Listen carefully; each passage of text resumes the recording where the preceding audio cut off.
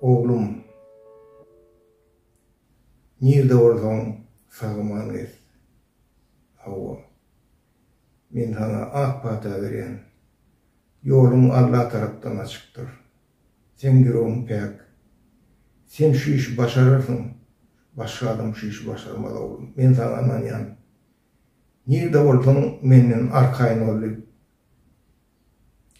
Geçen pahir bana 2010 yılın noyabr ayının başında aydıttı şunu. Ben onun hoşlaşmana vardım şunu ova. Ama ben Mart ayında Türkmenistan'a çıkmalı oldum. Evimi yıktılar. Bergen'deki evimi yıktılar. Çıkmalı oldum. Sonra da ecemi insanki granitsa yetmekken telefon edin azam ecem oldu. Ecemin gidip barayan, ecemin granitsten geçeceğim başım. Sağ ol, tağımanız durdu. Şu son berde dedi Germanya'da da yürütü telefoncu madde şondan cana derdim 5. 6. günler ya bağlar bunu eceme gülleşirdik hava. Geçen yılın 30. Ağustos'ta eceme hava aramızdan bitti.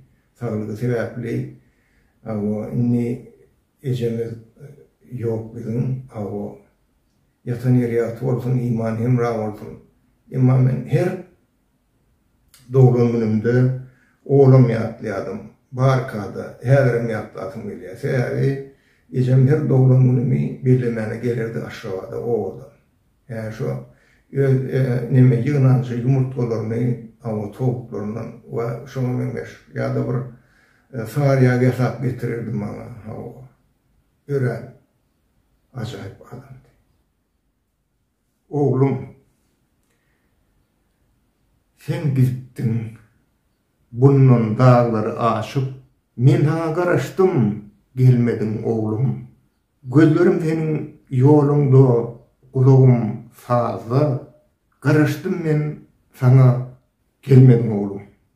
Karıştım men bununla yoluma karap, menin merdim otursam sazını dinle.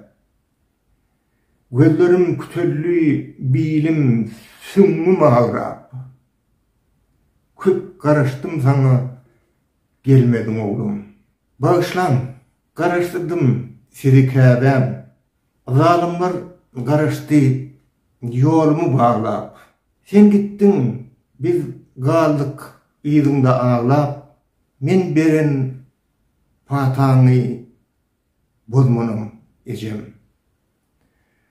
Hava yine öyle şu hem ecelerin gelip birenlerin çağında oradan her kim görüyor. Oradan maşallah bilen yaşasın.